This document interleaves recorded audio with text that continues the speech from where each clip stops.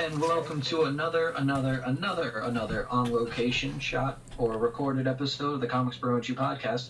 This one where we actually talk about comic books or a comic book. That's weird. We don't usually talk about comics on this podcast. So we're about half our staff down today. My sources tell me, and my source being John, that he is busy today. And my source being Amanda, also busy. So both of our significant others aren't here today. So that being the case, we'll talk about Silver Surfer Black, a book I told Tom I would read. I did read, and I told him we would talk about it, and here we are, talking about that book. In traditional fashion, we have comics.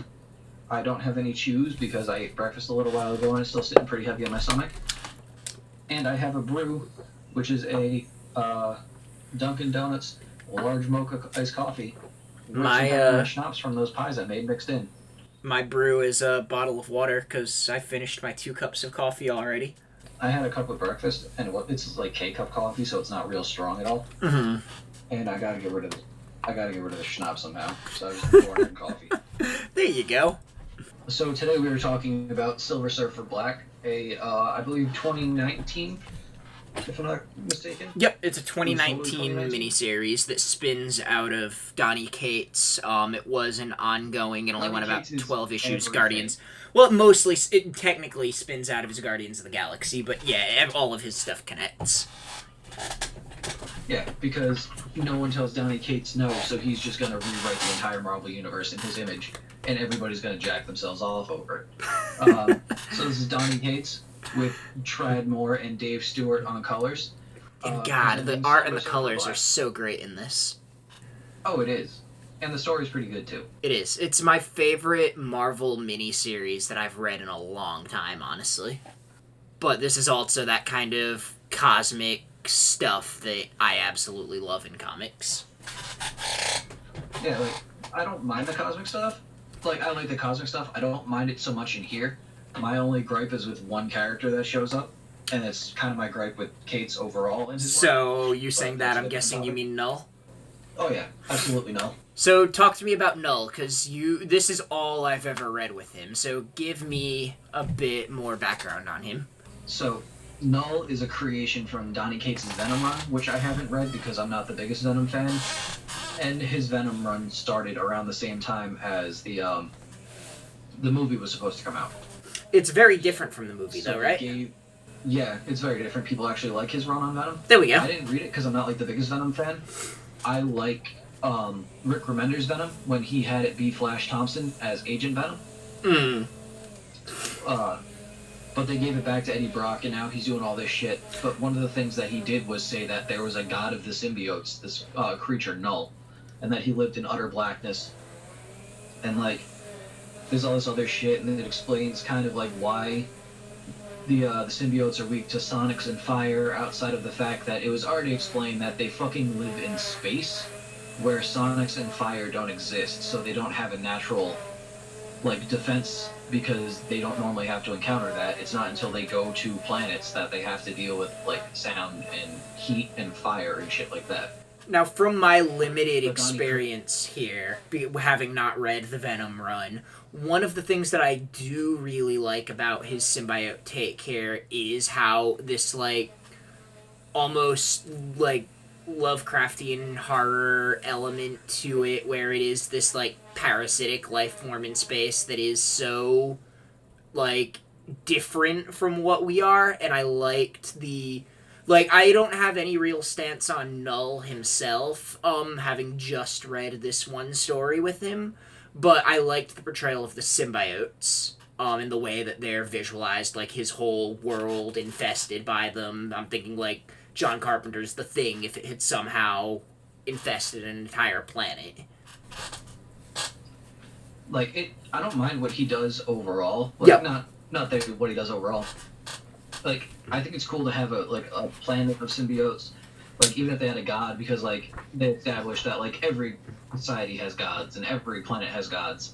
Mm-hmm. But the one thing I don't like, I mentioned before on this podcast and on numerous other things, is where Cates kind of steps on toes a little bit, and where he doesn't step on mine personally, and I don't have any issues with the guy, in general. He's a really cool, we both follow him on Twitter. He's a really cool guy, really loves comics.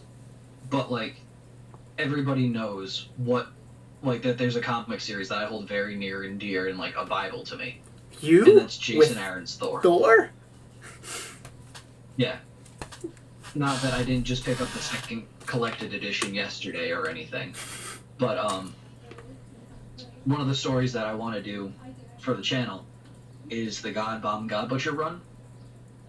And, in it, there is the Necrosword, which appears.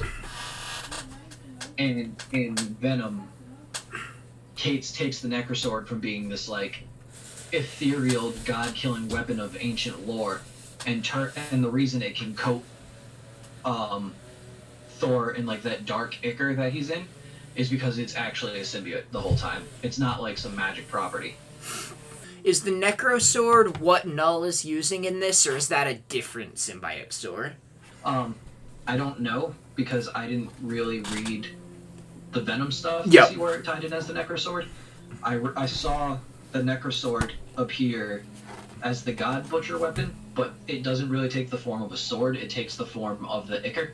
Okay. And then people can turn it into what they want, and Thor ends up, like, coated in it. Okay. It appears in War of the Realms, and it's used by Malekith, but it's also, like, that's where it gets, like, a lot of Venom shows up in War of the Realms, and War of the Realms is, like, the ending of Jason Aaron's 10-year run on Thor, almost. Right. So you got, like, and it seems almost fitting to have, like, a character that Cates really brought back in War of the Realms as a prominent thing as Cates took over Thor. Yep. But it was just really distracting, and, like, I wasn't paying too much attention to it because I gave more of a fuck about, like, Thor and Jane Foster and the characters I was there to read about. Right. These characters who were being forced into the event for the sake of business. Uh-huh. But, like, I mean, it does all tie back together when Cates takes over for Thor, and everything being tied all together is kind of part of what we were talking about with this book, because Cates likes to tie all his shit together and have one continuous running storyline.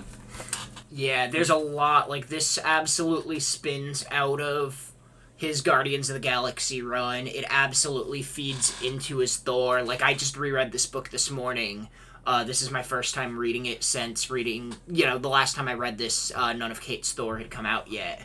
And seeing the Black Winter, for example, get an explicit mention in this, which meant nothing to me the first time I read Silver Surfer Black, and that's obviously huge in Thor. I'm a couple issues behind in Thor, just because once all of the COVID stuff hit, I think the last issue of his Thor that I read is the one with Beta Ray Bill, so I need to get the next couple and catch up again. Don't worry, I can catch you up right now. The Black Winter almost finally appears in the last issue, which came out, like, the week before COVID canceled everything. But in between, like, Thor's still, like, arguing and fighting everybody. Like, they established a plan in issue 1, and then the next 3 issues are spent, like, with them fighting over the decisions they all made. Hey, we need to sacrifice a couple of planets in order to get Galactus to full power, so we can fight the Black Winter. Thor's like, cool, but only on the agreement that we move everybody from those planets to Asgard, or at least in a safe place to put them. But Galactus is hungry. He just wants to eat as soon as he's there. So then, as soon as he's there, Galactus starts eating, so then Thor and Galactus fight, and then Thor gets everybody to safety.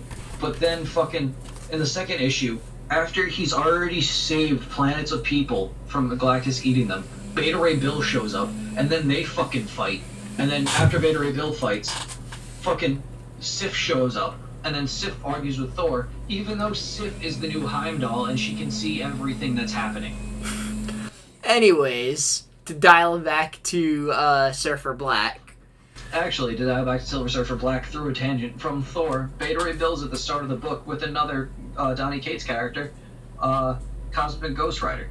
Also, right. Beta Ray Bill plays a big part in Death of the Inhumans that Cates also wrote that I want to check out because I hear it's good.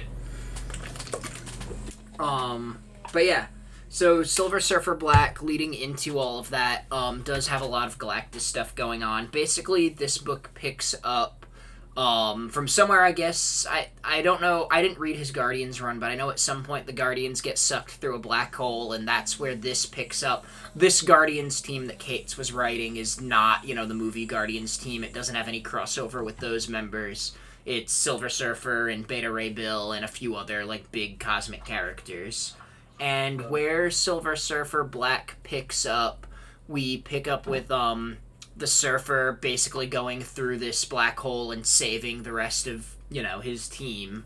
And he gets sucked into the past, where he meets he's in this all dark universe before most life had formed. The first planet that he finds is inhabited by Null, a few Guardians that are watching over Null, and of course Null's symbiotes. And really the only beings that we ever see the Silver Surfer interact with in this, primordial universe are Null with the symbiotes, Ego the Living Planet, Uatu the Watcher, and Galen before he becomes Galactus. Which means the only other, remnants of the universe that would be left would be, Death herself, because she always ties herself to Galactus. Because Death is, the one constant in the universe. Mm-hmm.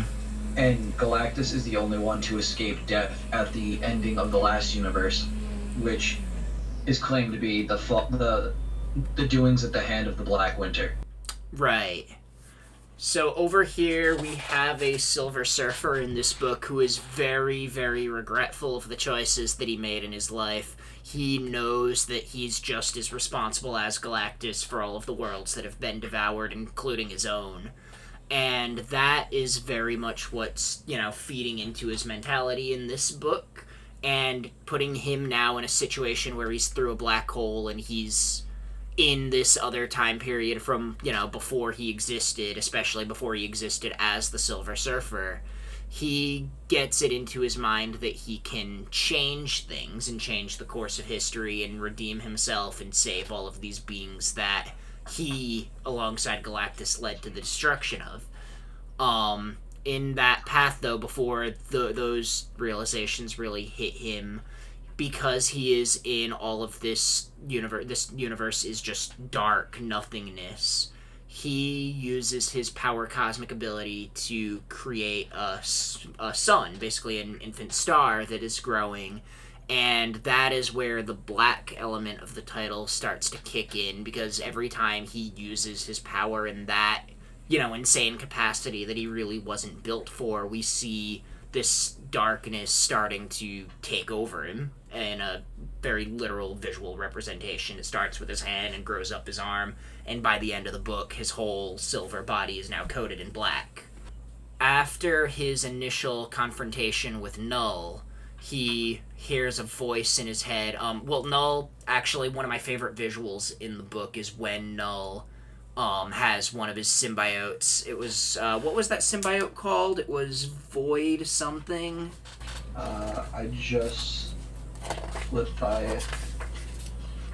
Shit, it's an issue. Right here, it is Void Knight. Yeah. The visual of the Void Knight symbiote taking over the Surfer and that weird, tentacly surfboard that he's on. I thought that was a really cool, ancient-looking symbiote. But then we hear this voice kind of beaming through the Surfer's head. It zaps the symbiote off of him, and it leads him to Ego, the Living Planet, who is just an infant planet at this point, still growing, and he has this, a tumor or whatever he would assume it was growing inside of him, this meteor that crashed into him, and he doesn't understand. And the Surfer goes in, and it's, Galen, who, is not yet Galactus, and has, been shot into this universe from the one that was destroyed by the Black Winter. And then from there, the Surfer thinks he can right all his wrongs that he has yet to perform in this universe. Because it's technically a time travel story, he's like, oh, I'll kill Galactus before he is Galactus while he's still killable. And then, me killing one life, I'll still be, a murderer. Mm-hmm. But it will absolve me of, all the other murders I've committed in my lifetime by, complying with Galactus, who's murdered, trillions of people by destroying planets. And I love, there's a really great visual representation of that. I think it's issue... The 2-page spread of him standing as the Dark Rider over a planet? Yeah, over his own planet. Yeah. That's my favorite page in the book, I think, when he visualizes when Galactus came to his world and he when he made his initial bargain with Galactus, but he just sees Galactus as himself.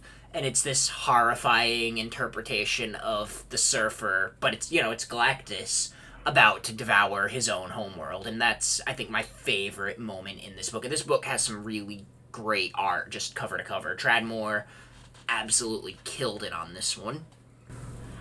It's probably my second favorite visual, is that one. My first being when he's fighting Null in space, when Null's riding like the giant dragon thing. Yep. At the end, and when it does those little like panels showing the fight, and no, it's when it's the single panel of him when he like turns to stop the board, and it like you can see the momentum. Oh, yep. And he curls back, like he stops, turns, and then like shoots himself back into the monster, destroying it. That's right. That is a really great one. But just the panel of him like stopping and like gathering the power cosmic around him. Yep.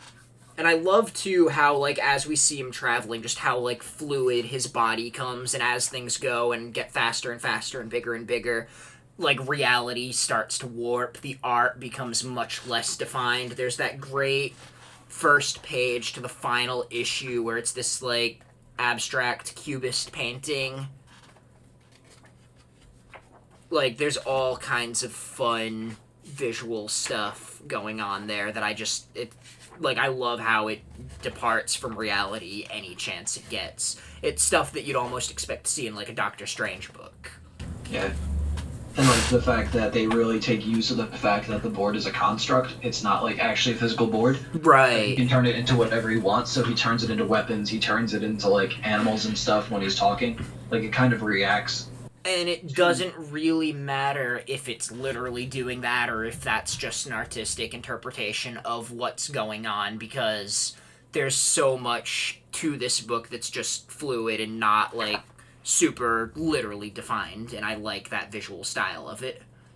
I really like how different the art is in it. Like, it's beautiful in an ugly way, or ugly in a beautiful way, however you want to say it. Like, it's not... Especially the art that I usually like look at when I read Assad Ribic and like Olivia Coipel, stuff like that, like fucking Sean Murphy, like really defined styles that are like really clear cut in what they're supposed to be. Yeah, and this is a very different style than that. Yeah. This is more my style.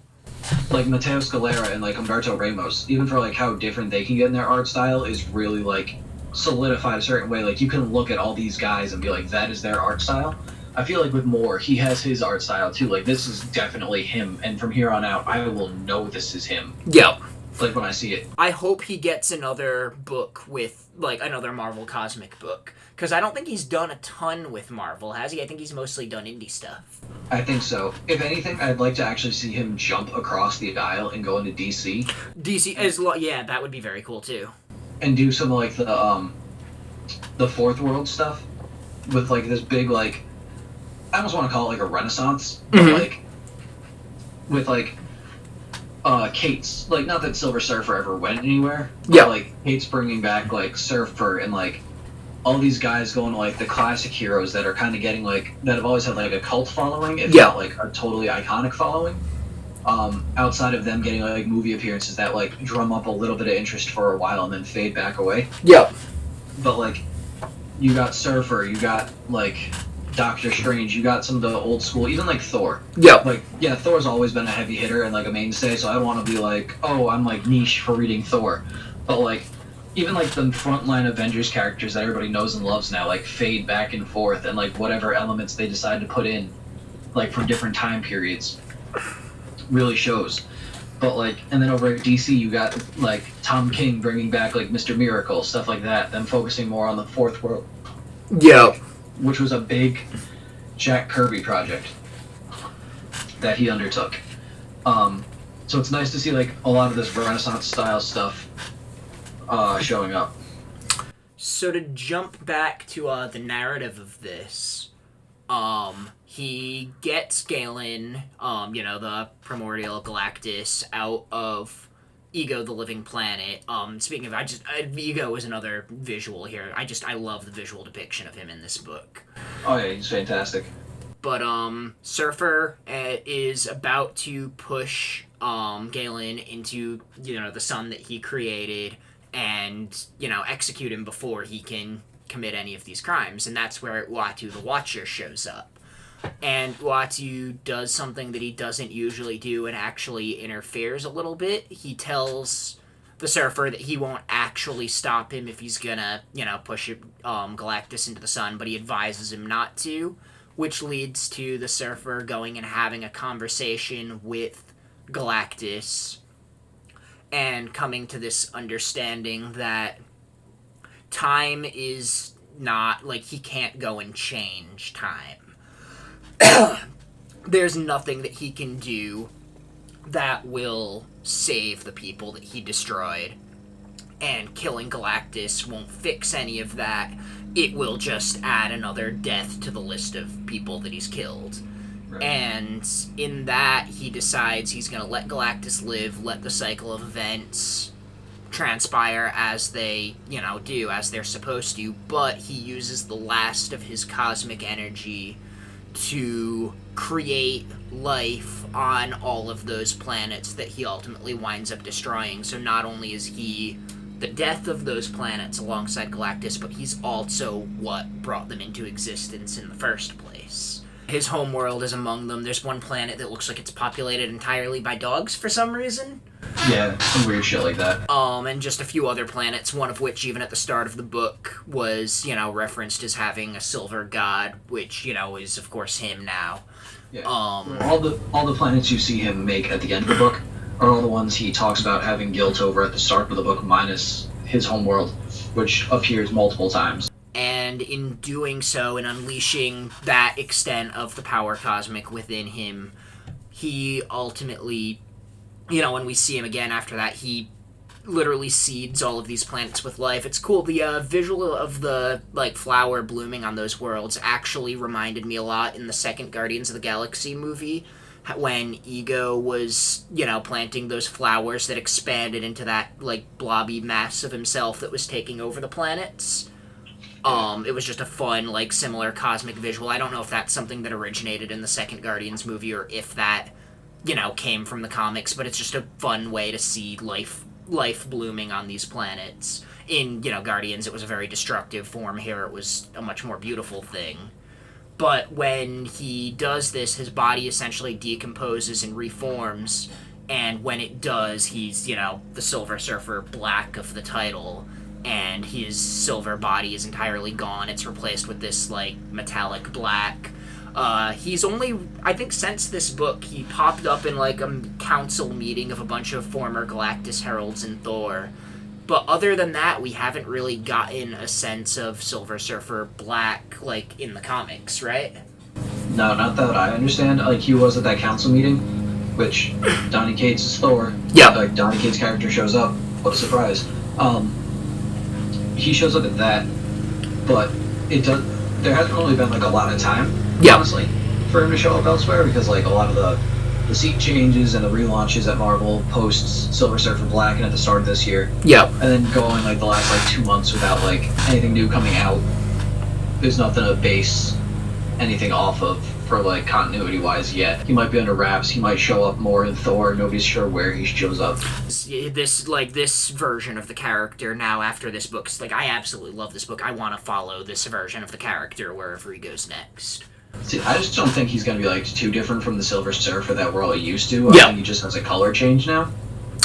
Which makes sense, but I wonder if it's going to impact powers or impact the type of situations that he finds himself in, because he also has a whole different perception of himself at the end of this book than, the more traditional Silver Surfer does. And the other thing, with him losing, his silver sheen is, he uses all the power cosmic and the light inside of him. Yep. When he forms these planets to kind of, keep Null at bay and keep Null locked up.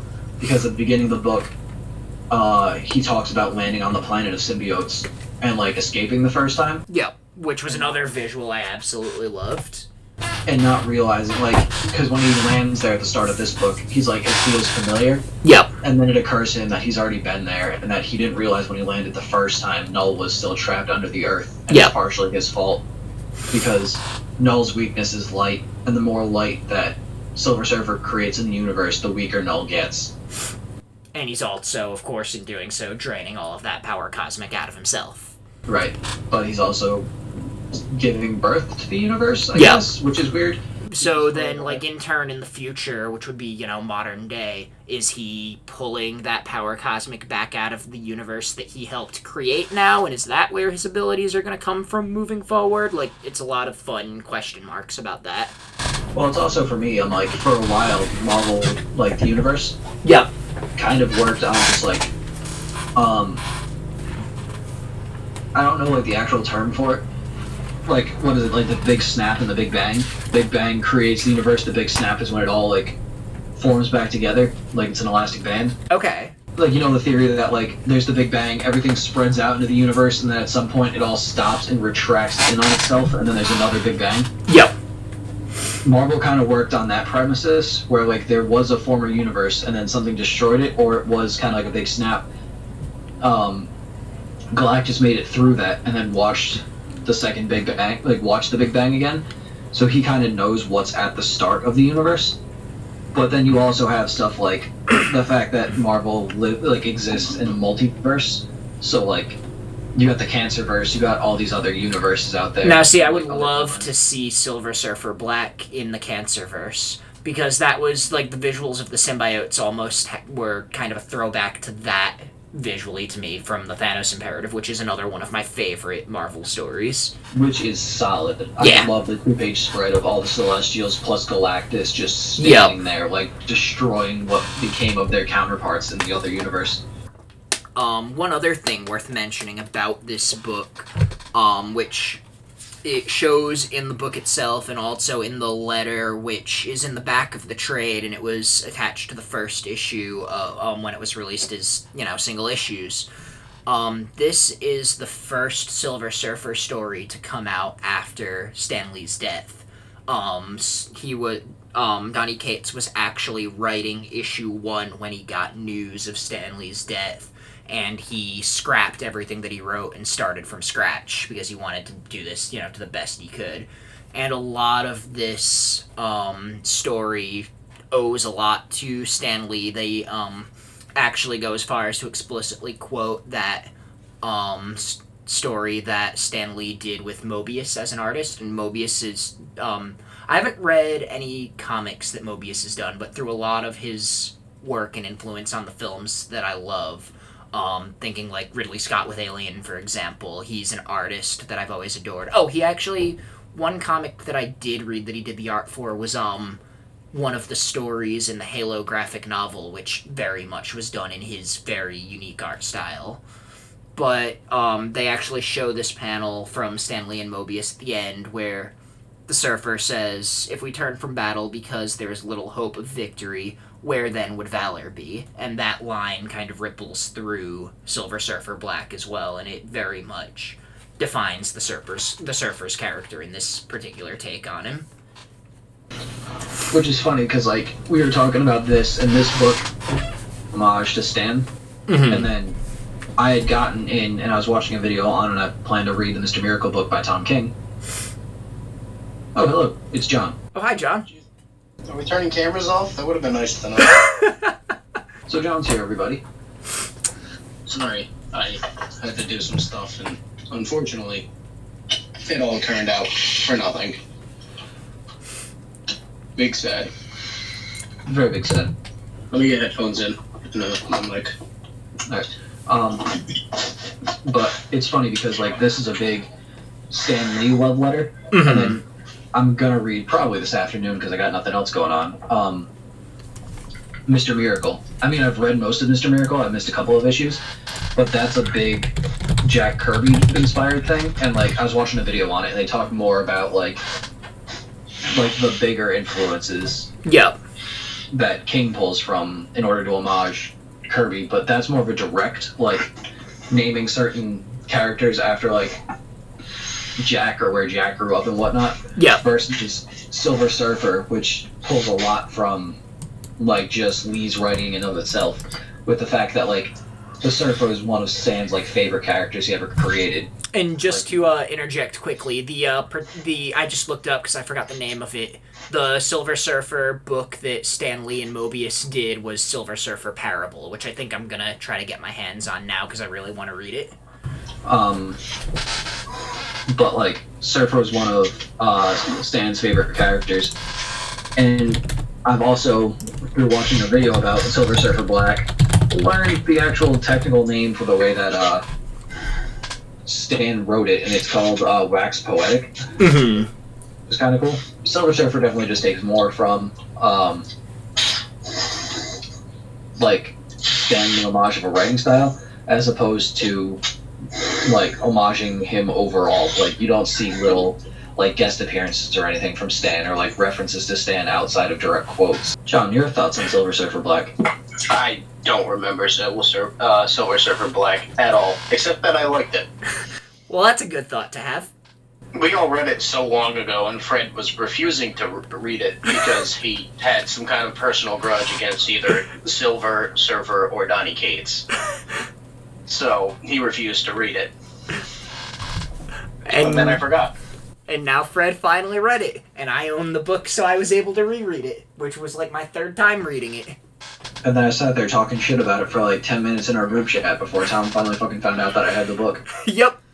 Like I said at the start, this is definitely one of my favorite recently released, Marvel miniseries. It is absolutely something, like I was just saying, I'd love to see followed up on in some fashion beyond that little appearance from Silver Surfer Black in the current Thor run. Like, there's just a lot of interesting directions I feel like this character could go in, whether that weaves him back into the Null storyline or in some other direction. I'd love to see him, for example, interact with modern-day Ego the Living Planet and see, what Ego remembers from Surfer saving his life back then. Probably everything. I haven't read much with Ego, actually.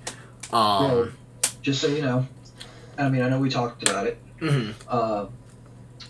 I think it might have been for another channel that you were on. We talked about the Guardians of the Galaxy movie. Mm-hmm. And Ego isn't a Celestial. Right, so, I know that was just a movie thing. I just like to throw that out there. It's funny because it depends on who's writing him and what story he appears in, but like sometimes he's a douchebag, sometimes he's just arrogant, and sometimes he's just like, oh hey, I just happen to be passing through because like I'm a planet and I fucking do that. Yep. There's one Thor story I read though. Well, I've read multiple Thor stories with Ego in it, but there's one where there's an Ego from another universe, or like he's spored off of Ego. Okay. And he's called Alter Ego. Of course he is. And like, I think at the end of the story, he ends up like orbiting 616 Ego as like a moon. Huh. Okay, that's kind of cool. And then like he gets destroyed later on, so it's whatever. But he's like an evil Ego. And then I've seen issues of Thor where like the same thing that happens in Silver Surfer, he lands on the surface of Ego. Yeah. And like Ego being a living body, like has antibodies. Yep. That is just like life forms that just sprout up and go after whatever's attacking. But unlike Tradmore's depiction where it's like just these amorphous things, kind of like what live inside the human body, like in the older like 60s and 70s when Thor landed on him, they take like actual like humanoid forms and they're like made out of rocks and shit. Speaking of landing on the planet, one of my favorite story beats here, just a little exchange between Ego and Surfer, is when Surfer asks him if he could land on him, rather than just, thinking, hey, I'm gonna land on this planet. That little exchange between them is something I really loved. So, I just, I just went through and, like, read a quick synopsis, and I remembered, like, little bits and pieces and, like, beats of the story. So, I think it very much does have that kind of, Stan Lee-esque, message of, positivity and, what's the word I want? Like, the Surfer having to, like, while he's taken over by this, this darkness within him, how he has to then realize that, like, his light is still there and he has to nurture it. Mm-hmm.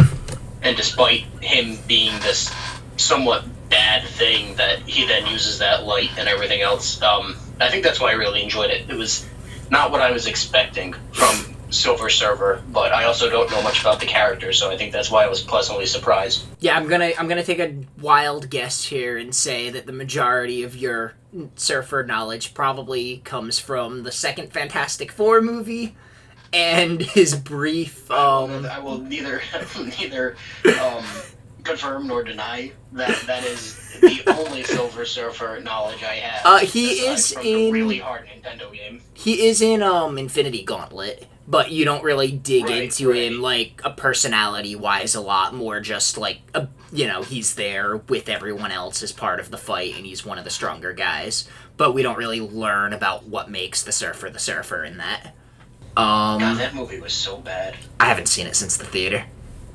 Yeah, I've seen it twice, I think. Always forget that Lawrence Fishburne did the voice for him there. Did he? Yep, Doug Jones, who does a lot of cool like creature suit stuff, was the body, and Lawrence Fishburne was the voice. I remember so about the cast of that movie. I remember Chris Evans was the Human Torch. That blonde lady was the Invisible Woman. And I don't know anyone else from that movie. The Thing was the same guy who played the dad on that TV show about the like whole family that had superpowers. That was kind of like The Incredibles. It was on ABC. I don't Sky remember High? this. No. No, Ego the Living Planet was in Sky High. That is true. So was Huntress from Harley Quinn and the Birds of Prey and the Fantabulous Emancipation of One Harley Quinn. I still need to watch that. How about a Fantabulous Emancipation from a terrible title? Can we talk about quickly the other fantabulous emancipation that's happened recently? No. Okay. The 1800s or almost 200 years ago, Tom. Fred. That wasn't the fantabulous Emancipation Proclamation I was talking about. I have no idea. Oh, are you talking about the comic books being back? No, I am not. Then I'm confused. They have emancipated the Snyder Cut after all. Oh, yeah. Uh, This is what I have to say about the Snyder Cut. I didn't like Man of Steel. I didn't bother watching Batman v Superman or the theatrical Justice League, and I'm not going to bother with this just because I don't care for Snyder's films. I'm happy for Snyder himself that he gets to, finish a film that he was making during a really terrible part of his life, and I'm always happy when a director gets to finish their vision. I just personally don't care for his stories and his vision, so it's not for me. I'm not gonna bother with it. And also, most of the fans clamoring for this, I know a lot of them had great intentions, but there was also a pretty terrible group of that fan base attacking people. See, I don't know if I'll end up getting HBO Max either through a, definitely not sharing an account. We would never share accounts with people. Or if I actually just bite the bullet and buy a couple months of it myself. But I don't see myself watching the Snyder Cut unless I hear, really good things about it, which I doubt. Well, from that Snyder cult, you will, because they've already deemed that it's the greatest movie ever made. And nothing about the movie itself is going to change that. I love the people who call it, there's now Justice League and Justice League. Yep. Not gonna lie, that's actually kind of clever. Yeah, I mean, the joke kind of writes itself, but... My thing is, out of, most of the people I know, everybody would, kind of expect me to watch it just because I would have a say on it. Yep. Being a comic book guy. I don't know if I want to get HBO Max because I haven't bought almost any other streaming service. HBO Max, to me, is the most exciting of the branded streaming services. I'm not counting, Netflix, Hulu, and that. I mean, think, Disney Plus and the ones that are a specific company. HBO Max has a lot of exciting original projects that I'm looking forward to. There's a new Ridley Scott show, Raised by Wolves, that I'm really looking forward to. They're going to be doing a Dune series. and just a bunch of other things. But the streaming service already dropped. They have a really great backlog of stuff. But most of the backlog stuff, I mean, I have a pretty extensive Blu-ray collection, so most of what I'd want to watch as far as the backlog I already own. So I'm just gonna wait until the original content that I'm looking forward to starts dropping before I actually subscribe. What about Game of Thrones, Tom? You can watch Game of Thrones. I own the first few seasons. My thing with HBO No, but Max you is don't like, have the last season. like, why am I going to pay for HBO Max? Like, why am I going to buy another HBO streaming service when I already have HBO? Well, realistically speaking, it should hopefully replace regular HBO, but I don't think it's going to anytime soon because HBO content that's currently airing isn't going to go on Max for a while, I guess. So I don't know. It's weird.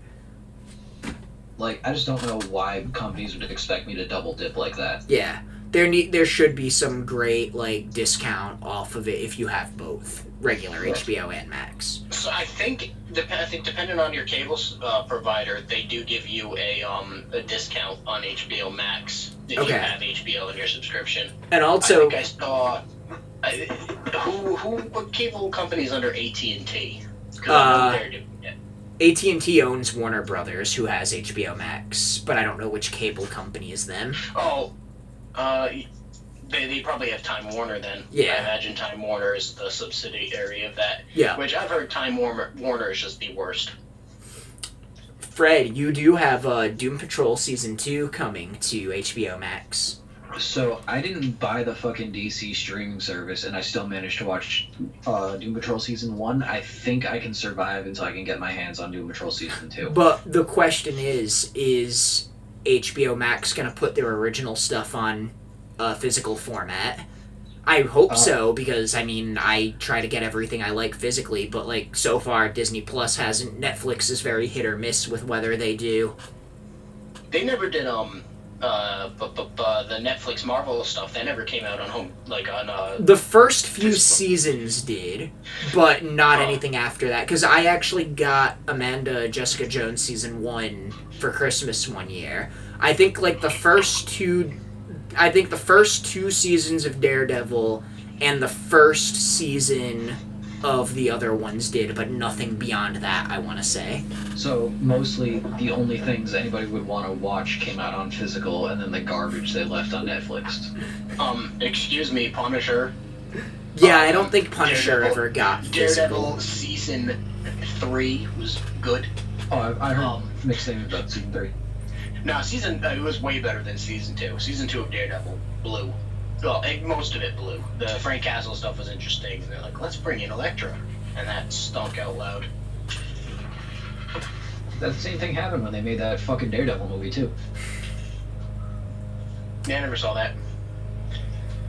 I've only seen 2 Ben Affleck superhero movies, and I don't plan on seeing any more. I saw his cameo in Suicide Squad, that's it. Yeah, I'm saying I saw that, and then I saw...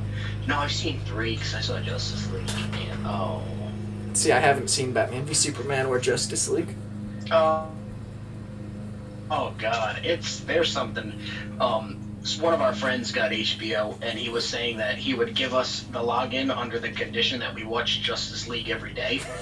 And I think I'd rather pay $15 a day to never have to watch that movie again.